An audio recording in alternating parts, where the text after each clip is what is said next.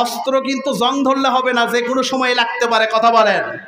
মাঝে মাঝেই কিন্তু দেখবেন, কারণ তারা এটা ভুলতে পারে না, AC bathroom, AC toilet, AC গাড়ি, এসি অফিস, হুট করেই সেটা হাতছাড়া হয়ে গেল, তাদের কিন্তু আসলে ঘুম হয় না, কথা বলেন। মাঝে মাঝেই মনে হয়, এই জন্য দেখবেন কখনো শিক্ষক হিসেবে আসে, কখনো আনসার হিসেবে আসে, কখনো শ্রমিক হিসেবে আসে, কখনো রিক্সাওয়ালা হিসেবে তারা রাজপথ দখলের চেষ্টা করছে, কথা বলে ঠিক কিনা।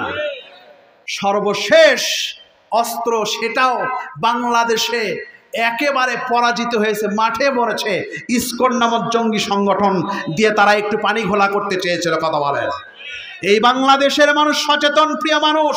আমি একটু আগেই ভূমিকাতে আধা ঘন্টা আগে বলেছিলাম যে তরি তরকারির দাম বাড়লেও এই বাংলার জমিন কষ্ট করে খেয়ে যায়, হয়তো বা মাছ গোস্ত দুধ ডিম খায় না, তারপরও তার প্রতিবাদে ভেসে পড়ে না।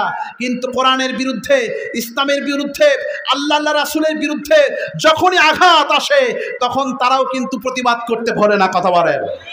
এটার নাম হচ্ছে সেই বাংলাদেশ, অর্থাৎ উর্বর দেশ। সুবহানাল্লাহ। জমিটা ফেলে রাখলে ঘাসে ভরে যাবে, কিন্তু যদি আবাদ করেন, যা আবাদ করবেন সেটাই হবে। দুইটা ফলন করেন না তিনটা করেন, কথা বলে ঠিক কিনা। তাহলে বাংলার জমিনটা শহীদের রক্তে ভেজা, কথা বলেন। বাংলার জমিন আলেম ওলামাদের দেশ, কথা বলে ঠিক কিনা। এই জন্য কোরআনের শিক্ষাটা সবচেয়ে বেশি প্রয়োজন। এই জন্য কোরআনের জন্য পরিচিতিমূলক এটা সিলেক্টেড করেছি। শেষ পর্যন্ত থাকেন, ভালো লাগবে ইনশাআল্লাহ। কথা বলছিলাম খলিফা মামুনের সময়ের কথা, তাফসির মারিফুল কোরআন থেকে বলছি। সেখানে ঘটনাটি সুন্দরভাবে বলা হয়েছে। সেটা হচ্ছে খলিফা মামুনের দরবারে তিনি যখন বলছেন, বক্তৃতা দেওয়ার পরে আপত্তির কথা বলছেন, ওই ইহুদি এখনো মুসলিম হন নাই, কোরআনের কোনো লেখকের নাম নাই, আছে কিনা? আলহামদুলিল্লাহ রাব্বিল আলামিন। আরেকটা অভিযোগ, তিনি বলছেন যালিকাল কিতাবু লা রাইবা ফি, এটার মধ্যে কোনো ভুল নাই, কোনো সন্দেহ নেই। সুবহানাল্লাহ বলেন। কি ভুল আছে নাকি? কিন্তু উনি তো অমুসলিম, উনি তো ইহুদি ছিলেন, যার কারণে ওনার এখনো বিশ্বাসটা আসে নাই। কিন্তু উনি অনেক বড় একটা খেদমত দিয়ে গেছেন। সূরাতুল বাকারা এমন একটি সূরা যেটার ভিতরে শুধু সূরা বাকারার বিষয়টা নয়, জীবনের পরতে পরতে ব্যক্তি, সামাজিক, রাজনৈতিক, অর্থনৈতিক এবং জাতীয়, আন্তর্জাতিক জিহাদ, তারপরে হত্যা থেকে শুরু করে মানুষের জীবনের এমন কোনো দিক নেই যেটা বিশ্লেষণধর্মী বিস্তারিত আলোচনা সূরাতুল বাকারার ভিতরে আল্লাহ পাক নিয়ে আসেন না। সুবহানাল্লাহ বলেন। বলা চলে পরিপূর্ণ একটা প্যাকেজ সূরাতুল বাকারা। তাফসীর ইবনে কাসির, তাফসীর কুরতুবী, মারাশিল কোরআন এবং তাফসীর জালালাইন, তাফসীর মাজহারি, অসংখ্য তাফসীরের ভিতরে দেখেছি এটা সূরাতুল বাকারাকে বলা হয়েছে কোরআনের সামিয়ানা, বুসতাতুল কোরআন। সুবহানাল্লাহ বলেন। আমাদের মাথার উপর যেরকম সামিয়ানা আমরা দেখতে পাচ্ছি, এটা না থাকলে আমাদের অনেক কষ্ট হতো, কথা বলেন। শীতের রাত, কুয়াশার রাত, এরপরও কিন্তু টুপটুপ করে দুই এক ফোঁটা রহমতের কুয়াশা পড়ছে, দেখা যাচ্ছে। তো আলহামদুলিল্লাহ, একটা রাত একটু কষ্ট করে, আর সর্বোচ্চ 1.5 ঘন্টা থাকা যাবে না? চলে যাবেন কে কে? কেউ যাবেন না। আলহামদুলিল্লাহ, দিনের মর্দে মুজাহিদ, আল্লাহর প্রিয় মাহবুব বান্দাদেরকে আমি পেয়েছি, এজন্য আমার কাছেও ভালো লাগছে। আবারও শুকরিয়া আদায় করছি, আলহামদুলিল্লাহ। আল্লাহুম্মা বলেন, লাকাল হামদ হামদান কাসীরান তাইয়িবান মুবারাকান ফীহি ইয়া রাব্বি লাকাল হামদ কামা ইয়ানবাগি লিজালালি ওয়াজহিকা ওয়া আযীমি সুলতানিক। আমরা কার শুকরিয়া আদায় করলাম? আল্লাহ পাকের। সূরাতুল বাকারার শুরুতে আমরা দেখতে পাচ্ছি আলিফ লাম মিম, বিচ্ছিন্ন বর্ণ। এগুলো আরবির প্রথম যখন আপনি কায়দা নিয়ে পড়েছেন, যদিও এখন অনেকেই আগে পড়তে পারেন নাই, বয়স্কদের কোরআন শিক্ষা বিভিন্ন মসজিদে চালু হয়েছে কিনা, কথা বলেন। এই মসজিদেও আছে কিনা আমি জানি না। আছে বয়স্কদের কোরআন? মাঝে মাঝে কি হয়? হয় না, কিন্তু আশেপাশে খোঁজ নিলে পাবেন। আপনারা ইচ্ছা করলেও চালু করতে পারবেন। যেই প্রসঙ্গে এই কথাগুলো বলছি সেটা হচ্ছে যে যখন আপনি শিশু অবস্থায় হন আর এই বৃদ্ধ অবস্থায়, নানার বয়সী, দাদার বয়সী যারা এই কায়দা নিয়ে বসবেন, দেখবেন সেখানে প্রথমেই আমরা পরিপূর্ণভাবে অক্ষরগুলো উচ্চারণ করি কিনা, কথা বলেন। যেমন আমরা বলি আলিফ বা তা থা, বলেন ঠিক কিনা? ঠিক তেমনই এই বিচ্ছিন্ন বর্ণগুলো যেই সূরার শুরুতে আছে সেখানেও পরিপূর্ণভাবে উচ্চারণ করতে হবে। জের জবর পেশ দিয়ে একটা শব্দ উচ্চারণ করতে পারবেন, পড়লে হবে। 29টা সূরার শুরুতে আল্লাহ পাক এই বিচ্ছিন্ন বর্ণগুলো সেটিং করে দিলেন। আবার আরবি অক্ষর কয়টা? কথা বলেন, কয়টা? 29টা। যদিও আরব বিশ্বে একটু তারা মতভেদ করেছেন, উচ্চারণের দিক থেকে আরবি অক্ষর 28টি, যেমন আলিফ জবর আ, হামজা জবর আ। আর লেখার দিক থেকে, রাইটিং এর দিক থেকে আরবি অক্ষর 29টি। সুবহানাল্লাহ। তাহলে আবার 29টা সূরার শুরুতেই আল্লাহ পাক এরকম কিছু বিচ্ছিন্ন হুরুফে মুকাত্তাআত, আয়াতে মুতাশাবিহাতের অন্তর্ভুক্ত করেছেন। সুবহানাল্লাহ বলেন। এর অর্থ কেবলমাত্র একমাত্র কে জানেন? আল্লাহ পাক। রাইসুল মুফাসসিরিন আব্দুল্লাহ ইবনে আব্বাস তিনি বলছেন এগুলোর অর্থ কেবলমাত্র আল্লাহ পাক জানেন। সূরাতুল ইমরানের 7 নম্বর আয়াতের মধ্যে এসেছে যে আয়াত দুই ধাঁচের, দুই ধরনের। কোন আয়াত অর্থবহ, ব্যাখ্যা সাপেক্ষ আয়াতে মুহকামাত বলা হয়, যেখান থেকে বিভিন্ন মাসলা মাসাইল, বিভিন্ন রকমের সমস্যার সমাধান খুঁজে বের করা যায়। সুবহানাল্লাহ বলেন। আর কিছু আয়াত আছে যেগুলো বোঝা যায় না, তোমরা সেগুলোর পিছনে দৌড়ায়ও না, ঘাটাঘাটি করো না, গোমরা হয়ে যাবে। সূরাতুল ইমরান 7 নম্বর আয়াতের মধ্যে আল্লাহ চমৎকার করে বলেছেন, পারলে দেখে নেবেন ইনশাআল্লাহ। কথা বলছিলাম সূরাতুল বাকারা থেকে আলোচনা করব। যদি আল্লাহ তৌফিক দেন, সূরাতুল বাকারার শুরুতে আমরা দেখতে পাচ্ছি আলিফ লাম মিম। সূরাতুল ফিলের শুরুতেও আলিফ লাম মিম আছে না নাই? সেখানে কিন্তু আমরা জের জবর পেশ যা আছে সেটা দিয়েই কিন্তু আমরা পড়েছি আলাম। কথা বলেন ঠিক কিনা? আলাম। কিন্তু এখানে কিন্তু আপনি আলাম বলতে পারবেন না।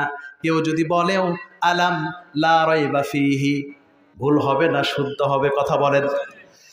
একবারে পড়ার সুযোগ নাই। আল্লাহ পাক যেইভাবে দিয়েছেন জিবরিল আমিনের মাধ্যমে, রাসূল সাল্লাল্লাহু আলাইহি ওয়াসাল্লাম যেভাবে শিক্ষা দিয়ে গেছেন, এই উচ্চারণ পদ্ধতিও আজ পর্যন্ত কোনো ক্ষমতাধরও চেঞ্জ করতে পারে নাই, পারবে না। পারবে? কত কিছুই তো বন্ধ করে দেওয়া হলো, কিন্তু কিছু বিষয় আছে, অধিকাংশ বিষয় আছে যেগুলোতে যত বড় ক্ষমতাধর হোক না কেন সেখানে হাত দিতে পারবে। কেউ যদি সেই দিকে হাতও দেয় তাহলে খবর আছে না নাই? আছে। এটার নাম হচ্ছে কোরআন, এটার নাম হচ্ছে আল্লাহর সিফাতি গুণাবলী, এটার নাম হচ্ছে রাসূলের মর্যাদা সম্মান। কথা বলেন। এই জন্য তো আমরা মাঝে মাঝে দেখবেন যে চাল ডাল তেল এটা সেটা কত কিছু দাম বেড়ে যায়, তারপরও ধৈর্য ধরে কষ্ট করে ওভার ডিউটি করে সেই জিনিসগুলো আমরা কিনে থাকি। আমরা কিন্তু মিছিল মিটিংয়ে বের হই না। কথা বলেন। কিন্তু কেউ যদি কোনো প্রান্ত থেকে, শুধু বাংলাদেশ নয় পৃথিবীর কোনো প্রান্ত থেকে কেউ যদি ইসলামের বিরুদ্ধে একটা টু শব্দ করে, রাসূলকে গালি দেয়, সাহাবায়ে কেরামদের নিয়ে উল্টো পাল্টা কথা বলে, কোরআন নিয়ে অবমাননা করে, বলেন তো খবর আছে না নাই? আছে না নাই? সেখানে কোনো মার্কা, কোনো ব্যানার, কোনো দল নাই। সেখানে একটাই দল, একটাই মার্কা, লা ইলাহা ইল্লাল্লাহ, আল্লাহর দল। কথা বলেন। আল্লাহু আকবার। এই জিনিসটা আমরা দেখে আসছি।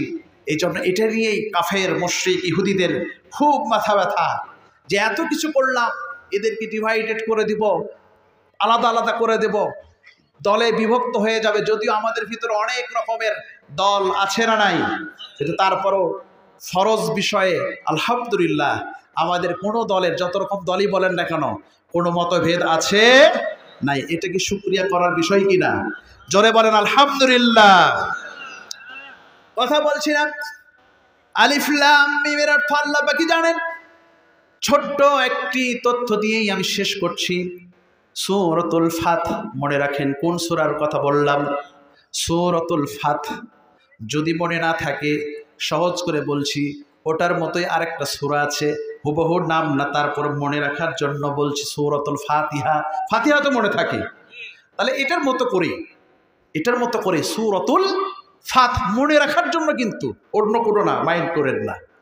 সূরাতুল ফাতের ভিতরে রাব্বুল আলামিন 29টি অক্ষর নিয়ে এসেছেন, 29টি আয়াত নিয়ে এসেছেন। কয়টা আয়াত? অর্থাৎ সূরাতুল ফাতের আয়াত সংখ্যা হচ্ছে 29। কয়টা? অর্থাৎ শেষ আয়াত 29 নম্বর আয়াতের মধ্যে রাব্বুল আলামিন কোরআনুল কারীম তথা আরবি ভাষা, আরবি সাহিত্যের এই 29টি অক্ষরে সেটিং করে দিয়েছে। ওই একটা আয়াতের ভিতরে আপনি গনে গনে দেখবেন সবগুলো অক্ষর 29টা অক্ষরই পাবেন। সুবহানাল্লাহ। এমনকি লাম আলিফ অতিরিক্ত একটা, যেটা লামের সাথে আলিফ দিয়ে লাম আলিফ হয়েছে, ওটা অন্য কিছু নাই, আল্লাহ ছাড়া কোনো মাবুদ নাই, লা ইলাহা ইল্লাল্লাহ। কোরআনের মধ্যে কোনো ভুল নাই, যালিকাল কিতাবু লা রাইবা ফি, কি বলেন, লা রাইবা ফি। কঠিন হয়ে যাচ্ছে, আমার অনেক আব্বাজির কঠিন হয়ে যাবে, আমি সেই দিকটাও খেয়াল রেখে সামনের দিকে এগোতে চাই, কারণ কোরআনটাকে কঠিন করা যাবে না। ওয়ালাকাদ ইয়াসসারনাল কুরআনা লিযিকরি ফাহাল মিন মুদ্দাকির। একটা সূরার ভিতরেই 4 জায়গায় আল্লাহ পাক তাগিদ দিয়েছেন, কোরআনটাকে আল্লাহ পাক সহজ করে দিয়েছেন। আমি যদি কঠিন হয়ে যায়, আমার কোনো আব্বাজির যদি কষ্ট হয়ে যায়, তাহলে আমাকে কাল কিয়ামতের কঠিন মুহূর্তে আসামির কাঠগড়ায় দাঁড়াতে হবে। চেষ্টা করছি যাতে আপনাদের জন্য একটু সহজ হয়, ঠিক আছে তো? কথা বলছিলাম সূরাতুল বাকারার থেকে আলিফ লাম মিম, যেহেতু অর্থ তাফসীর বের করা যায় না, আল্লাহ পাকের ওপরে আমরা সাপোর্ট করলাম, কিন্তু রাসূলের একটা হাদিস জানি, একটা অক্ষর তেলাওয়াত করলে কয়টা নেকি? 10টি নেকি। তিরমিজির আরেকটা হাদিসে পাওয়া যায়, একটা অক্ষর তেলাওয়াত করলে একটা নেকি, কয়টা নেকি? এটা অনেকের মধ্যে একটু প্যাঁচ লাগে, কেমন হলো হুজুর, ওই জায়গায় 10টা, এই জায়গায় একটা, কোনো সমস্যা নাই। কারণ একটা অক্ষরে যদি সঠিকভাবে সুন্দরভাবে মাখরাজ, সিফাত, তাজবিদ, গ্রামার দিয়ে যদি আপনি সঠিকভাবে উচ্চারণ করেন, অর্থগুলো জানেন, শব্দার্থগুলো জানেন, ব্যাখ্যা জানেন, শিক্ষা জানেন, তাহলে আল্লাহ পাক এটাকে 1কে 10-এ পরিণত করে দেবেন। কে করে দেবেন? ওই একটাই 10-এ রূপান্তর করে দেবে। সুবহানাল্লাহ।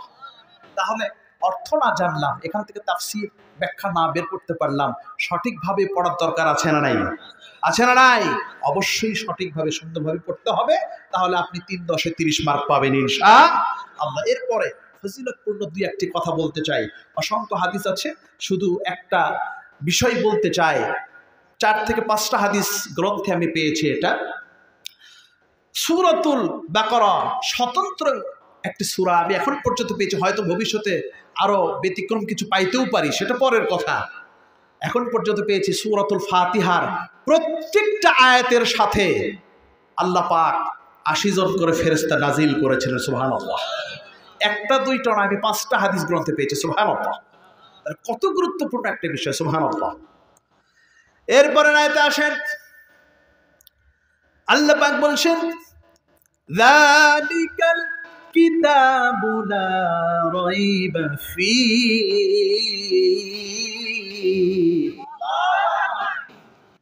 এটা এমন কিতাব যার মধ্যে কোনো ভুল নাই, কোনো সন্দেহ নাই। আছে নাকি? সন্দেহ হয়, কিন্তু কথার সাথে আমাদের কাজের কিন্তু মিল হয় না, মিল নাই। কারণ কোরআনটা আমরা সঠিকভাবে বুঝি না, বাস্তবতার সাথে মিলায় দেখি না। কোরআনটা নিয়ে চিন্তা গবেষণাও আমরা করি না, সময়টাও দিই না। 22 নম্বর তালিকায় রেখেছি কোরআনটা। কথা বলেন, অঙ্ক, ইংরেজি, ফিজিক্স, কেমিস্ট্রি, বায়োলজি নিয়ে দৌড়াদৌড়ি আছে না নাই? আমাদের ভিতরে আমাদের সন্তানগুলো একটু, সবাই কেউ মন খারাপ করবেন না, কাউকে কষ্ট দেওয়ার জন্য মুসাফির হয়ে এখানে আসি নাই। সবাই একটু নিজের দিকে তাকায় দেখেন, আপনি কতটুকু কোরআন পড়েছেন, কোরআন বুঝেছেন, আর আপনার সন্তানকে কোরআনের মাদ্রাসায় দিয়েছেন কিনা, কোরআনের ওস্তাদের কাছে দিয়েছেন কিনা, একটু খেয়াল করে দেখেন।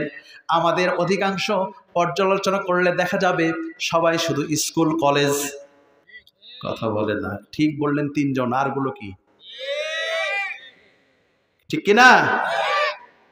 তাহলে কেন যেন একটু মনে হয় যে কোরআন ভালো, কিন্তু ওই পর্যন্তই, বাস্তবে নয়, মনের ভিতরে নাই, রক্ত মাংসের সাথে মিশে যায় নাই, কোরআনের রঙে রঙিন হতে পারি নাই। কথা বলেন, যদি হতে পারতাম নিজেও কোরআন পড়তাম, কোরআন বোঝার চেষ্টা করতাম, কোরআনের ময়দানে ঝেঁপে পড়তাম। কথা বলেন, কোরআনের ময়দানে, কোরআনের প্রয়োজনে সবসময় সচেতন থাকতাম, হুঙ্কার দিতাম। কথা বলেন, কিন্তু আমরা সেটা দেখতে পাই না। কোনো মতো খালি কোরআনটা পড়ি, চুমো খাই, রেখে দিই। এমনও যায় সারা মাস সারা বছর চলে যায়, একটা বড় কোরআন খুলি না, এরকম লোক আমাদের ভিতরে আছে না নাই? এখানে নেই, আছে?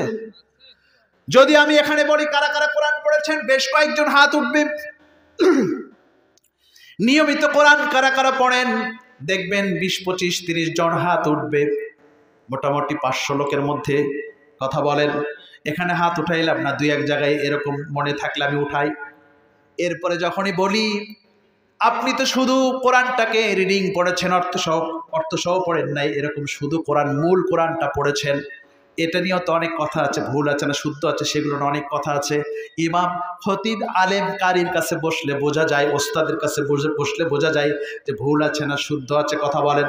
রুব্বা কারিইন লিল কোরআনি ওয়াল কোরআনু ইয়ালআনুহু, এমন বহুত কোরআন পাঠক আছে কোরআন ভুল পড়ার কারণে কোরআন তাদেরকে বদদুয়া দেয়, লাআনত দেয়। নাউযুবিল্লাহ। এতদিন শুনেছেন পিতামাতা বদদুয়া দেয়, ওস্তাদ বদদুয়া দেয়। রাসূলের হাদিস থেকে জানা যায় কোরআন যদি কেউ ভুল পড়ে, এই কোরআন তাদেরকে লাআনত দেয়। নাউযুবিল্লাহ বলেন। তাহলে শুধু রিডিং পড়া, সেটার ভিতরেও ক্যাটাগরি আছে না নাই? ভুল শুদ্ধর ব্যাপার আছে। এরপরে ওই যে বললাম, এই 500 জনের ভিতরে 30 জন বা 40 জন হাত উঠালো যে হ্যাঁ আমরা নিয়মিত কোরআন পড়ি। তারপরে যদি আরেকটু আগায়, একটু বলেন তো এই 40 জনের ভিতরে কারা কারা অর্থসহ ব্যাখ্যাসহ তাফসিরগুলো একটু উল্টে পাল্টে দেখেন, তখন দেখা গেল 2 থেকে 3 জন। কি ভুল না সঠিক? 2 থেকে 3 জন। আমি বলছি না যে আপনি আলেম, কিন্তু আপনার জন্য কোরআন হেদায়েত হিসেবে আল্লাহ পাক পাঠিয়েছেন। কোরআনটা হুদাল্লিল মুত্তাকিন, হুদাল্লিন নাস। কথা বলেন ঠিক কিনা? কিন্তু আপনি আমি পড়ি না, ধরি না, তাফসির ব্যাখ্যা এগুলোতে আমরা যাই না। অথচ আপনার জন্যই বড় বড় আলেম ওলামা মসজিদ মাদ্রাসার খেদমত শেষ করে অনেকে আছেন বড় বড় আলেম ওলামা, কয়টা নাম বলবো, তারা জীবনে বিয়ে শাদিও করেন নাই, করলেও মেয়ের বাসায় মেয়ে বারবার ফোন দেয়, বাবা আব্বু আপনি অনেকদিন হলো বিয়ে যে দিলেন আর আসেন না। তারা মেয়ের বাসাও যেতে পারে নাই, বাড়ির বাজারটাও ঠিক মতো করতে পারে নাই। তাহলে কি করেছেন?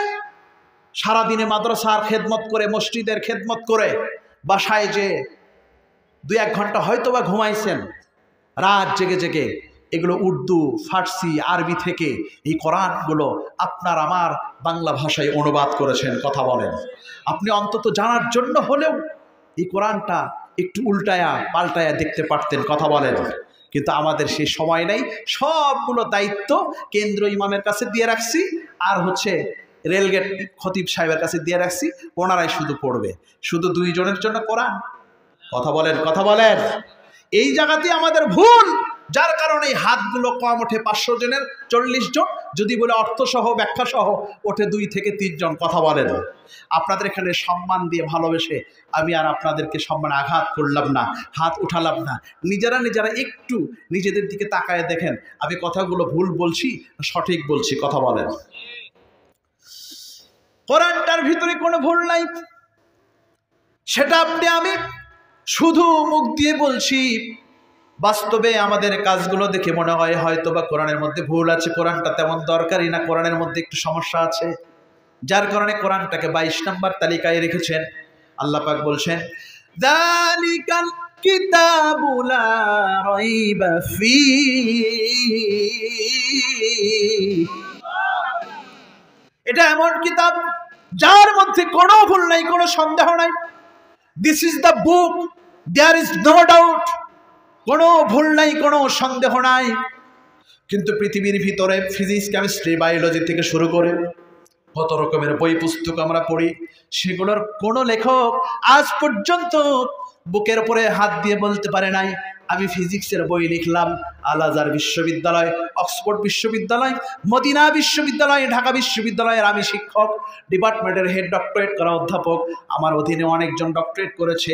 আমি এই যে একটা বই লিখলাম 5 খণ্ড 10 খণ্ড, আমার বইয়ের ভিতরে কোনো ভুল নাই, এরকম কেউ বলতে পেরেছে? পৃথিবীর ভিতরে, বাংলাদেশ শুধু নয়, কেউ যদি ভুলেতেও ব্যাখ্যালেও যদি বলে থাকে, বলেন তো খবর আছে না নাই? ধরেন একজন বলেই ফেললো এটা আমার বই, আমি 3 খণ্ড বা 5 খণ্ডে লিখেছি, আমার বইয়ের ভিতরে কোনো ভুল নাই। ঢাকা বিশ্ববিদ্যালয় একজন বলল, বলেন তো খবর আছে না নাই? ওই ক্লাস 5 এর ছেলে সেও ভুল ধরবে। কথা বলেন যে এই কথাটাই তো ভুল, যে ভুল নাই। কথা বলেন, কথা বলেন। 1400 বছর আগে আল্লাহ পাক কোরআনের ভিতরে বলে দিলেন, চ্যালেঞ্জ শুরু দিলেন, যালিকাল কিতাবু লা রাইবা ফীহি হুদাল লিল মুত্তাকিন। এটা এমন কিতাব যার মধ্যে কোনো ভুল নাই, কোনো সন্দেহ। কেউ যদি এখন এটা দিয়ে রাজনীতি করে, সেই রাজনীতির ভিতরেও ভুল থাকার কথা নয়। কেউ যদি এটা দিয়ে, এই কোরআন দিয়ে, যেহেতু কোরআনে ভুল নাই, অর্থনীতি পরিচালনা করার চেষ্টা করে, সেই অর্থনীতির মধ্যে ভুল থাকার কথা। ব্যক্তি জীবন, পারিবারিক জীবন, সামাজিক জীবন, বিবাহ শাদী থেকে শুরু করে এই কোরআনকে যদি চলার চেষ্টা করে, ব্যবসাও যদি করে, বলেন তো সেই ব্যবসার ভিতরে ভুল থাকবে? বন্ধুর সাথে বন্ধুর সম্পর্ক, লেনদেন, ভুল থাকবে? আমরা এই কোরআন দ্বারা করি না, বিধায় বারবার আমরা ঠকে যাই। বলেন ঠিক কিনা? কোরআনের মধ্যে কোনো ভুল নাই, কোনো সন্দেহ নাই। এটা তো সাদামাটা কথা। কিন্তু আপনার পার্শ্ববর্তী, আপনার কোনো বন্ধু যদি কেউ যদি বলেই ফেলে অমুসলিম, সে বলল তোদের কোরআনের মধ্যে ভুল নাই, এটা তোদের দাবি, বুঝলাম। এটা আমরাও তো বলি, আমাদের পুরাণ, আমাদের গীতা, আমাদের বাইবেল আছে না নাই? এগুলোর ভিতরেও তো ভুল নাই। বিধায় আমরা, তোরা যেরকম কোরআনকে সর্বোচ্চ সম্মান দিস, আমাদের কিতাবগুলো, আমাদের ধর্মীয় গ্রন্থগুলো আমাদের কাছে সম্মানীয়। শুধু দাবি করলে তো হবে না, কোরআনের মধ্যে কোনো ভুল নাই এটা তো তুমি দাবি করছো। কারণ আপনি, আমি বিশ্বাস করি কোরআনের মধ্যে ভুল নাই, কিন্তু তাকে আপনি কেমনে বুঝাবেন, কিভাবে প্রমাণ করবেন? কোনো প্রমাণ আছে? আছে? একজন গবেষক তিনি প্রমাণ করে গেছেন মানুষের ভিতরে, খুব বেশি দিন আগের কথা নয়, বলবো ঘটনাটা, বলবো। তাফসীরে মারিফুল কোরআনের ভিতরে এসেছে ঘটনাটি। মাওলানা মুফতি শফি রহমতুল্লাহ তিনি লিখে গেছেন, তাফসীরে জালালাইনের লেখক, তিনি তিনার খাসাইসুল কুবরা বইয়ের ভিতরে এটা উল্লেখ করেছেন। খলিফা মামুনের দরবারে মাঝে মাঝে এরকম জ্ঞানের আসর হতো। কি হতো? ওয়াজ নসিহত মাঝে মাঝেই হতো। সেই জায়গায় বক্তা সিলেক্টেড থাকতো, তারা সুন্দরভাবে ওয়াজ করতেন, নসিহা করতেন, বক্তৃতা দিতেন, যেরকম আজকে করা হয়েছে। কথা বলেন ঠিক কিনা?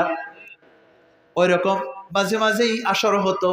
তিনি খেয়াল করে দেখলেন একজন ভদ্রলোক, শিক্ষিত জ্ঞানী, কাঁধে একটা ব্যাগ ঝোলানো, বোঝাই যায় তিনি জ্ঞানী মানুষ, কবি, সাহিত্যিক, এই সাংবাদিক, এইরকম একজন মানুষ।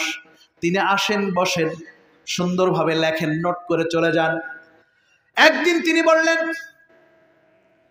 মঞ্চে ডেকে বসলেন খলিফা। খলিফা তাকেই বলা হয়, আমরা যেরকম রাষ্ট্রপতি, প্রধানমন্ত্রী বলে থাকি, দেশের ভিতরে 1 নাম্বার ক্ষমতাধর। মঞ্চে ডাকলেন। মঞ্চে ডাকার পরে একদিন অনুরোধ করলেন, আপনি তো মাঝে মাঝে আসেন, বসেন, নোট করে চলে যান। পরিচয় পর্ব শেষ হলো। অনুরোধ করলেন, খলিফা অনুরোধ করলেন, আপনি আমাদের সামনে যদি একটু কিছু কথা বলতেন, আমরা উপকৃত হতাম। তাৎক্ষণিকভাবে কাউকে বক্তৃতা দিতে দিলে বলেন তো সমস্যা হবে কিনা? হবে কিনা? বক্তৃতা দেওয়া এত সহজ নয়, অনেক কঠিন কাজ, আমি সেই দিকে যাব না।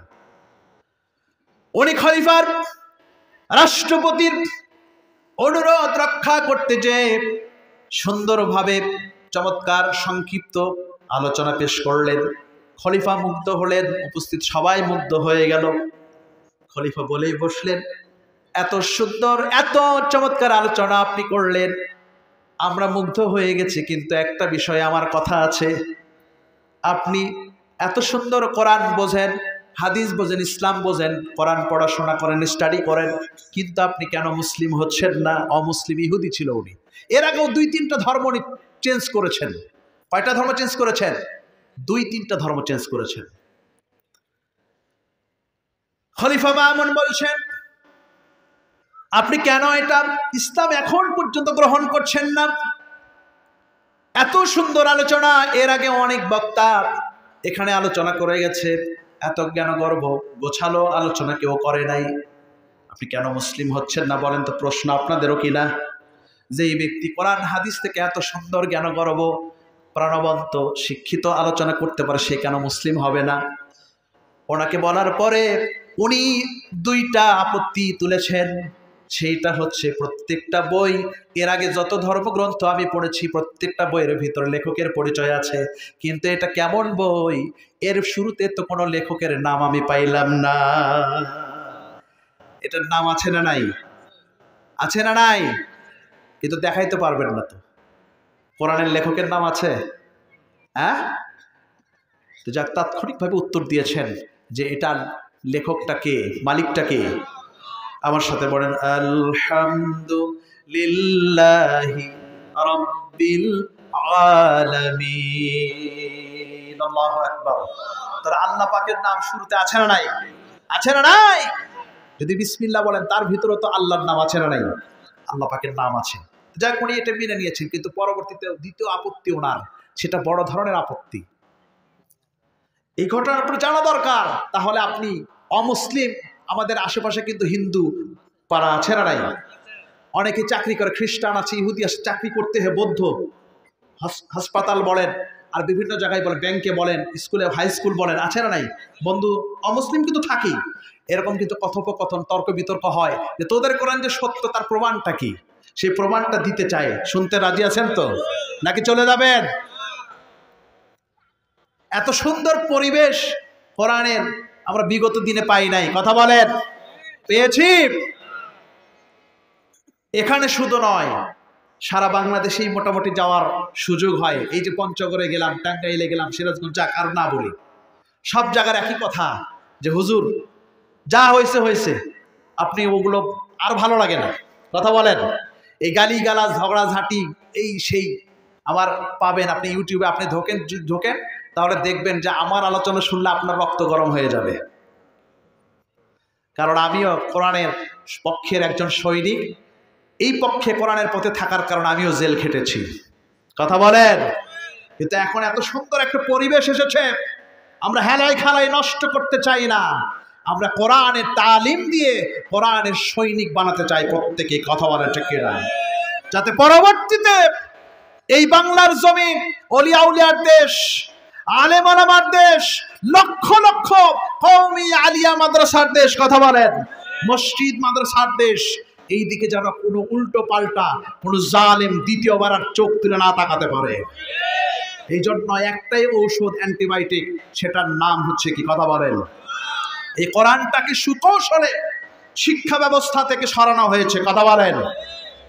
আগে সিলেবাসে 3-4 1 2 3 4 আবু বকর ওমর ওসমান আলীর জীবনে ছিল, সেগুলো বিগত দিনে ফেলে দেওয়া হয়েছে।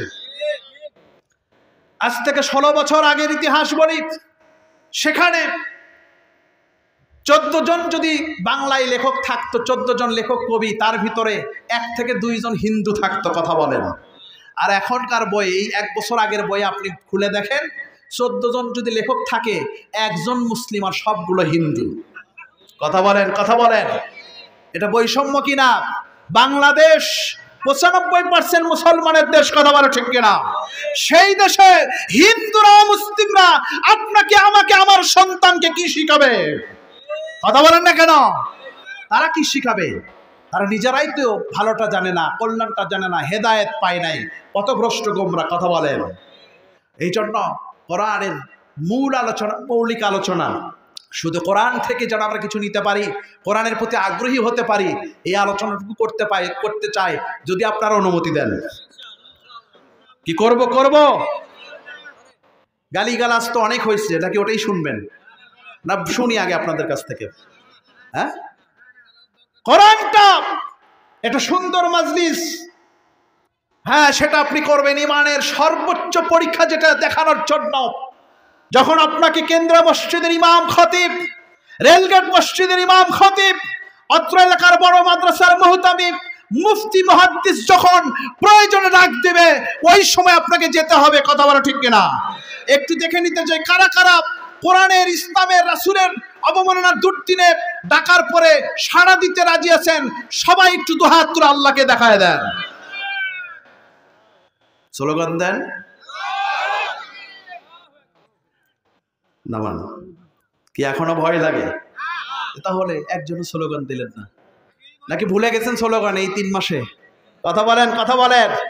অস্ত্র কিন্তু জং ধরলে হবে না, যে কোনো সময় লাগতে পারে, কথা বলেন। মাঝে মাঝেই কিন্তু দেখবেন, কারণ তারা এটা ভুলতে পারে না, AC bathroom, AC toilet, AC গাড়ি, এসি অফিস, হুট করেই সেটা হাতছাড়া হয়ে গেল, তাদের কিন্তু আসলে ঘুম হয় না, কথা বলেন। মাঝে মাঝেই মনে হয়, এই জন্য দেখবেন কখনো শিক্ষক হিসেবে আসে, কখনো আনসার হিসেবে আসে, কখনো শ্রমিক হিসেবে আসে, কখনো রিক্সাওয়ালা হিসেবে তারা রাজপথ দখলের চেষ্টা করছে, কথা বলে ঠিক কিনা। সর্বশেষ অস্ত্র সেটাও বাংলাদেশে একেবারে পরাজিত হয়েছে, মাঠে মরেছে। ইসকন নামক জঙ্গি সংগঠন দিয়ে তারা একটু পানি ঘোলা করতে চেয়েছিল, কথা বলেন। এই বাংলাদেশের মানুষ সচেতন, প্রিয় মানুষ। আমি একটু আগেই ভূমিকাতে আধা ঘন্টা আগে বলেছিলাম যে তরি তরকারির দাম বাড়লেও এই বাংলার জমিন কষ্ট করে খেয়ে যায়, হয়তোবা মাছ গোস্ত দুধ ডিম খায় না, তারপরও তার প্রতিবাদে ভেসে পড়ে না। কিন্তু কোরআনের বিরুদ্ধে, ইসলামের বিরুদ্ধে, আল্লাহ রাসূলের বিরুদ্ধে যখনই আঘাত আসে তখন তারাও কিন্তু প্রতিবাদ করতে ভরে না, কথা বলেন। এটার নাম হচ্ছে সেই বাংলাদেশ, অর্থাৎ উর্বর দেশ। সুবহানাল্লাহ। জমিটা ফেলে রাখলে ঘাসে ভরে যাবে, কিন্তু যদি আবাদ করেন, যা আবাদ করবেন সেটাই হবে। দুইটা ফলন করেন না তিনটা করেন, কথা বলে ঠিক কিনা। তাহলে বাংলার জমিনটা শহীদের রক্তে ভেজা, কথা বলেন। বাংলার জমিন আলেম ওলামাদের দেশ, কথা বলে ঠিক কিনা। এই জন্য কোরআনের শিক্ষাটা সবচেয়ে বেশি প্রয়োজন। এই জন্য কোরআনের জন্য পরিচিতিমূলক এটা সিলেক্টেড করেছি। শেষ পর্যন্ত থাকেন, ভালো লাগবে ইনশাআল্লাহ। কথা বলছিলাম খলিফা মামুনের সময়ের কথা, তাফসীর মারিফুল কোরআন থেকে বলছি। সেখানে ঘটনাটি সুন্দরভাবে বলা হয়েছে। সেটা হচ্ছে খলিফা মামুনের দরবারে তিনি যখন বলছেন, বক্তৃতা দেওয়ার পরে আপত্তির কথা বলছেন, ওই ইহুদি এখনো মুসলিম হন নাই, কোরআনের কোনো লেখকের নাম নাই, আছে কিনা? আলহামদুলিল্লাহি রাব্বিল আলামিন। আরেকটা অভিযোগ, তিনি বলছেন যালিকাল কিতাবু লা রাইবা ফি, এটার মধ্যে কোনো ভুল নাই, কোনো সন্দেহ নেই। সুবহানাল্লাহ বলেন। কি ভুল আছে নাকি? কিন্তু উনি তো অমুসলিম, উনি তো ইহুদি ছিলেন, যার কারণে ওনার এখনো বিশ্বাসটা আসে নাই। কিন্তু উনি অনেক বড় একটা খেদমত দিয়ে গেছেন, অনেক বড় একটা দামি সমাধান আপনার আমার জন্য উপহার দিয়ে গেছেন, যেটা 1000 কোটি টাকার চেয়েও মূল্যবান। সুবহানাল্লাহ। সেটা না শুনে চলে যাবেন। তিনি বলছেন, পৃথিবীর কত বই পড়লাম, কোনোটার ভিতরে যত বড় ডক্টরেট করা বিশেষ করে আর অধ্যাপকই হোক না কেন, কেউ সাহস পায় না যে আমার বইয়ের মধ্যে কোনো ভুল নাই। কিন্তু কোরআনের মধ্যে বলা হয়েছে যালিকাল কিতাবু লা রাইবা ফি, কোনো ভুল নাই, কোনো সন্দেহ নাই। এই কোরআনের ভিতরে কোনো ভুল নাই, সন্দেহ নাই, এটা আপনি কিভাবে প্রমাণ করবেন? খলিফা মামুন তেমন সন্তোষজনক কোনো উত্তর দিতে পারেন নাই। তিনি বলছেন, আমার মাথার ভিতরে ইহুদি প্ল্যান এসেছে, সেটা আমি টেস্ট করতে চাই, পরীক্ষা করতে চাই।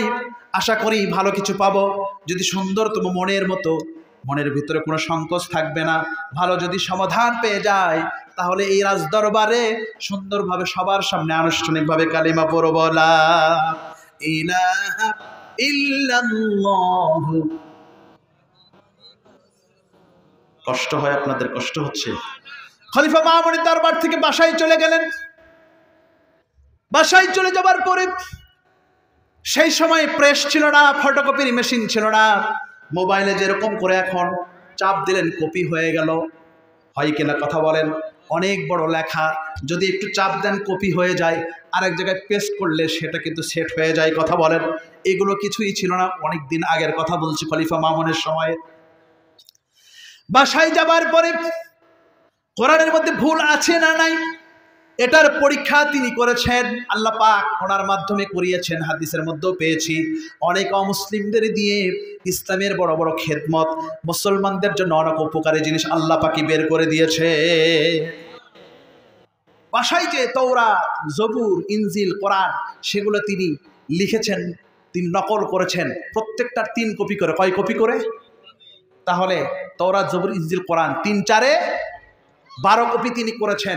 অনেক সময় লেগেছে। করার পরে পার্শ্ববর্তী মার্কেট, বাজার ওই সময় ছিল কিনা?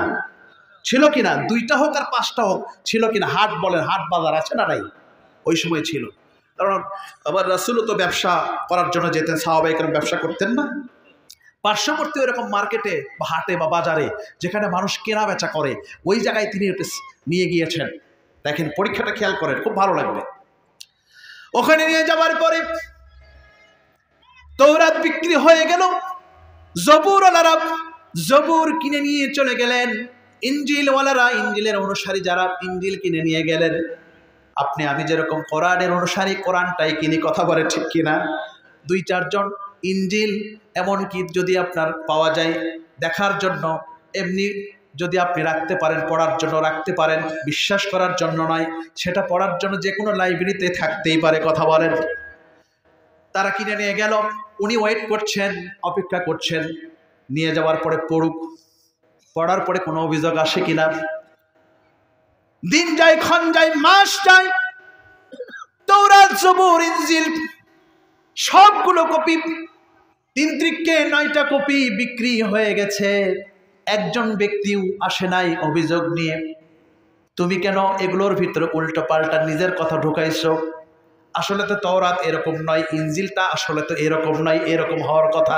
একজন অভিযোগ নিয়ে আসে নাই। মোট কথা ঘরের মধ্যে বসে বসে তওরাত জবুর ইনজিল কোরআন সবগুলোর ভিতরে নিজের কথা ঢুকাইছে, ভেজাল ঢুকাইছে, উল্টো পাল্টা করে দিয়েছে, নাউজুবিল্লাহ বলেন। কিন্তু ভালো উদ্দেশ্য নিয়ে, সঠিক উদ্দেশ্য নিয়ে একটা সমাধান বের করার জন্য। কি খারাপ লাগে আপনাদের? খারাপ লাগে? এরপরে আসল পরীক্ষা, তিনি আসল পরীক্ষা করার জন্য কোরআনুল কারীমটা কেবলমাত্র 1 কপি, মতান্তরে 2 কপি কেবলই বিক্রি করেছেন। সাথে সাথে ওই ইহুদিকে যিনি ক্রেতা তিনি ধরে ফেলেছে।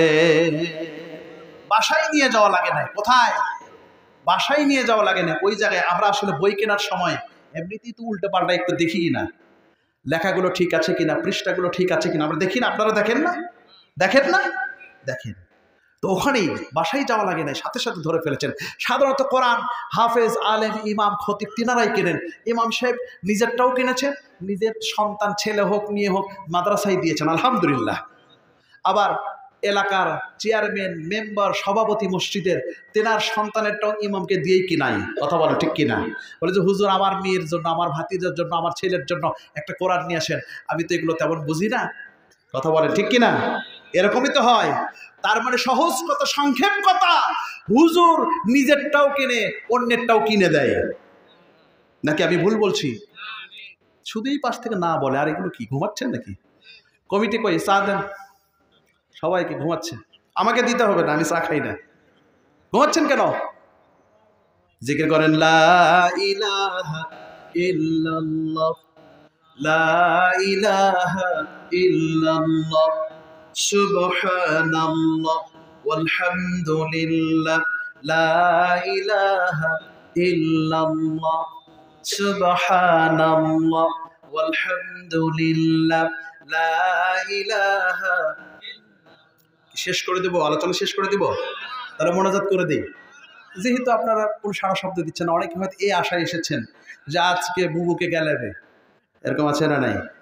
যে একবারও গালি দিল না। ভাই গালি দিয়ে লাভটা কি? গেছেই তো, আলহামদুলিল্লাহ কর, লাভ আছে? এমনি কষ্টে আছে, এর ভিতরে গালি। এই ভিডিওগুলো যখন দেখে আরো কষ্ট পায়, কথা বলেন। আমরা ওই কষ্ট দেব না, বরঞ্চ আমরা অনেক ভালো আছি, অনেক সুখে আছি, এইটুকু দেখলেও তো শরীরটা জ্বলে ওনার, কথা বলেন, কথা বলেন। আমরা গালি দেব না। আমরা গালি দেওয়া আমাদেরকে আলেম ওলামা শিখায় নাই, কোরআন শিখায় নাই, হাদিস শিখায় নাই, রাসূল পাক সাল্লাল্লাহু আলাইহি সাল্লাম শিখায় নাই, ইসলামও শেখায় নাই, ইসলাম শিখায় নাই। যত কিছুই করো এখানে কোনো স্থান হবে না ইনশাআল্লাহ। পরবর্তীতেও কেউ যদি আসে, অনেকে আসার জন্য খালি এরকম করতেছে, কথা বলেন, কথা বলেন। অলরেডি বিভিন্ন জায়গা দখল করে নিয়ে খাওয়া দাওয়া শুরু করে দিয়েছে। হুজুর আপনি কেমনে জানেন? আমি জানি না তো, আমি মহাকাশে থাকি, কথা বলেন। লাভ হবে না। যাক, যেতে চাচ্ছিলাম, যাওয়া যাবে না, তাহলে এই লাইনটা শেষ হয়ে যাবে, কারণ আমি ওই জগতেরই মানুষ, কথা বলেন। জি, কথা বলছিলাম, কোরআনের কপিগুলো বিক্রি হয়ে গেল, কিন্তু যেহেতু ইমাম নিজেরটাও কেনে অন্যেরটাও কিনে দেন, ইমাম সাহেব, খতিব সাহেব যেহেতু কোরআনের ওপরে জ্ঞানী মানুষ, তিনি হয়তো বা হাফেজ পুরোটা না হলেও দেখবেন 40টা 50টা সূরার হাফেজ। কথা বলেন ঠিক কিনা?